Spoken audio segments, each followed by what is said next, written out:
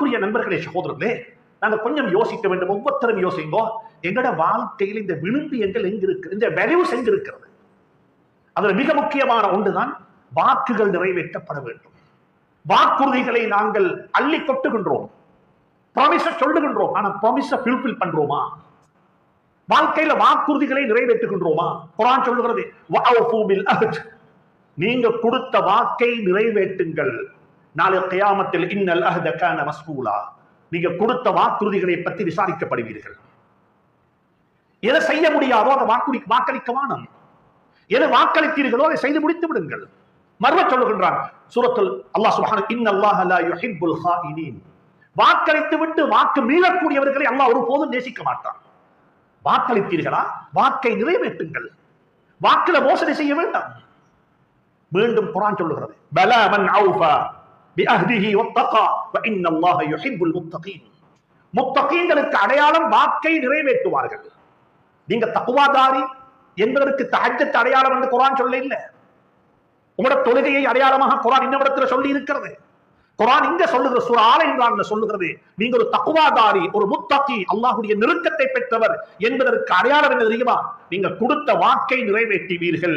பலா மன் அவ்ஃபா பிஅஹ்திஹி வத்தகா ஃபஇன்னல்லாஹ யுஹிப்புல் முத்தகீன் சொல்லிவிட்டு அடுத்த ஆயத்துல சொல்லுகின்றான், யாரெல்லாம் வாக்கு மீறுகிறார்களோ. நான் நினைக்கிறேன் ஒவ்வொரு வியாபாரியும் இந்த ஆயத்தை தான் தந்த கடையில தொங்க விட வேண்டும். ஒவ்வொரு பிசினஸ் மேனும் இந்த ஆயத்தில் இப்போ ஓதக்கூடிய சூரா ஆல இம்ரானுடைய 77வது ஆயத்து, இந்த ஆயத்தை எடுத்து தொட்டுங்க கடையில. இந்த ஆயத்தை தான் தொங்கோடும். நாங்கள் எல்லாரும் தொங்க வச்சிருக்கிறது ذَلِكَ فَضْلُ اللَّهِ يُؤْتِيهِ مَن يَشَاءُ مَا شَاءَ اللَّهُ என்று சொல்லி எங்களுடைய இஸ்லாத்தை மாஷா அல்லாஹ்வின் ஊடாக, எங்களுடைய இஸ்லாத்தை அல்லாஹ்வுடைய அருள் என்ற ذَلِكَ فَضْلُ اللَّهِ என்ற ஆயத்தை கொண்டு அறிமுகப்படுத்தி இருக்கின்றோம். ஆனா நாங்கள் எங்களுடைய இஸ்லாத்தை அறிமுகப்படுத்த வேண்டும். எப்படி அறிமுகப்படுத்துவோம்? யாரெல்லாம் வாக்கு மீறுவார்களோ, யாரெல்லாம் ப்ராமிஸ் பண்ணினதை நிறைவேற்றவில்லையோ, யாரெல்லாம் கொடுத்த ஒரு செக்க அதை ரிட்டர்ன் பண்ணி விட்டார்கள், கொடுத்த வாக்கு நிறைவேற்ற இல்லை, அவர்கள் யாரு? அவர்களுடைய நிலைப்பாடு என்ன? அவர்களுக்கு குர்ஆன் என்ன சொல்லுகிறது? அல்லாஹ் சொல்லுகிறான், சுப்ஹானல்லாஹ், உலாயிக லா ஹலாக லஹும் ஃபில் ஆகிரா, அவர்களுக்கு ஆகிரத்தில் எந்த ஒரு பங்கும் கிடைக்க மாட்டாது. நீங்க பெரிய ஆளா இருக்கணும். இது ஒரு செக் பவுண்ட் பண்ணினா வர தண்டனை தான். ஒரு ப்ராமிஸ பிரேக் பண்ணினா அல்லாஹ் சொல்றான், லா ஹலாக லஹும் ஃபில் ஆகிரா, ஆகிரத்தில் அவர்களுக்கு எந்த வகையான பங்கும் கிடையாது.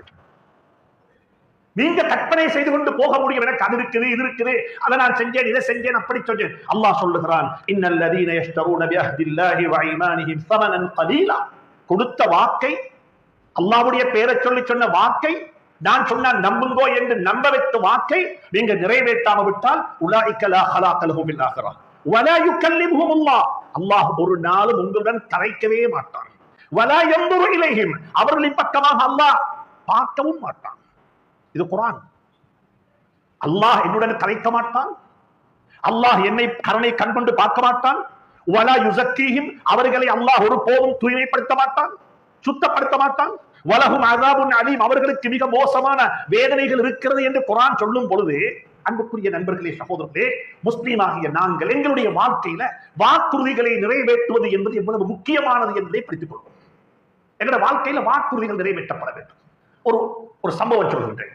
இமாம் முஸ்லிம் ரஹ்மத்துல்லாஹி அலைஹி தன்னுடைய கிதாபில் பதிவு செய்திருக்கிறார்கள். எங்களுக்கு தெரியும், உலகத்துல நபிமார்களுக்கு அடுத்தபடியாக பத்ர் யுத்தத்தில் பங்கெடுத்த சஹாபாக்களுடைய அந்தஸ்து தான் மிக உயர்ந்த அந்தஸ்து. மலக்குமார்கள்ல கூட பத்ர்ல பங்கெடுத்த மலக்குமார்களுக்கு இருக்கிற அந்தஸ்து வேற அந்தஸ்து, அவர்களுக்கு இருக்கிற ஸ்டேட் வேற. ஏன் பத்ர் சஹாபாக்கள் 313 பேர் என்று சொல்லி நாங்க பேர்களை பாடமாக்கி இருப்போம். இந்த 313 பேர்ல 313 பேர் தான் பங்கெடுத்தாங்க. சிலருக்கு பங்கெடுக்கிறதுக்கு அவகாசம் கிடைக்க இல்லை, ஸல்லல்லாஹு அலைஹி வஸல்லம் அனுமதி கொடுக்க இல்லை. நீங்க போகக்கூடாதுட்டாங்க, நீங்க போகக்கூடாது. அதுல 2 சஹாபி சொல்றாங்க, ஒரு வாப்பா மகன் 2 பேரும் சொல்ற கதையை கேளுங்க கொஞ்சம். முஸ்லிம் உம்மத்து படிக்க வேண்டிய பத்ருடைய பாடம் இதுதான். அந்த 2 சஹாபியும் வந்தாங்க நபியிடத்தில், யா ரசூலல்லாஹ், யா ஹைலல்லாஹ் இர்கபி, பத்ருக்கான அழைப்பு வந்திருக்குது, நீங்க எங்களை கூப்பிடுறீங்க, பத்ர் யுத்தத்துக்கு போறதுக்கு வாங்கொண்டு கூப்பிடுறீங்க, நாங்க ரெடி வந்துட்டோம். ஆனாலும் நாங்க மைக்ரேட் பண்ணக்குள்ள, மக்காவிலிருந்து மதீனாவுக்கு வரக்குள்ள பார்டர்ல வைத்து மக்கத்துடைய மக்கள் எங்களை நிறுத்தினாங்க. எங்க போறீங்கன்னு கேட்டாங்க. நாங்க சொன்னோம், மதீனாவுக்கு போறோம். இல்ல நீங்க ரசூலுல்லாஹ் முஹம்மதை பார்க்க போறீங்க, அவங்களோட சேர போறீங்க, இல்ல நாங்க அதுக்கு போக இல்ல நாங்க மதீனாவுக்கு தான் போறோம் என்று சொல்லி நாங்க ரெண்டு மீனிங்ல சொன்னோம் மதீனாவுக்கு போறோம். அந்த நேரத்துல எங்கள்கிட்ட ஒரு ப்ராமிஸ் வாங்கி கொண்டாங்க. என்ன ப்ராமிஸ் தெரியுமா? தப்பித்தவர் இன்கேஸ் முஹம்மது ஸல்லல்லாஹு அலைஹி வஸல்லம் அவர்கள் மக்காவுக்கு எதிராக மக்கத்து மக்களுக்கு எதிராக ஒரு யுத்தத்தை பிரகடனப்படுத்தினால் அந்த யுத்தத்தில் நீங்க பங்கெடுக்க மாட்டீங்க என்று சொல்லி எங்களுக்கு ஒரு ப்ராமிஸ் தாங்கன்னு கேட்டாங்க. இது ஒரு அன்வாண்டட் ப்ராமிஸ், இது தேவையில்லாத ஒரு ப்ராமிஸ், இஸ்லாத்துக்கு எதிராக சொல்லப்பட்ட ஒரு ப்ராமிஸ், இஸ்லாத்துக்கு எகெயின்ஸ்டாக சொல்லப்பட்டது, இஸ்லாத்தை வளர்க்கறதுக்கு தடையாக சொல்றாங்க. அப்படிப்பட்ட ஒரு கட்டம் வந்தா நீங்க ரெண்டு பேரும் பங்கெடுக்க மாட்டீங்க என்று சொல்லி ஒரு ப்ராமிஸ் பண்ண போனாங்க. அந்த ரெண்டு பேரும் ப்ராமிஸ் பண்ணிட்டாங்க, அப்படி வந்தா நாங்க பங்கெடுக்க மாட்டோம். ஏன்னா அவங்களோட நோக்கம் மதீனாவுக்கு போய்த்து சேரும். மதீனாவுக்கு போய்த்து சேர்ந்து ஒரு வருஷமாவல்ல, பத்ர் யுத்தத்துக்கான அழைப்பு வருகிறது. இப்ப இந்த ரெண்டு சஹாபிக்கும் பாப்பாக்கும் மகனுக்கும் கன்ஃபியூஸ். வாக்க நிறைவேற்றதா ஸல்லல்லாஹு அலைஹி வஸல்லம் அழைப்புக்கு பதில் சொல்றதா?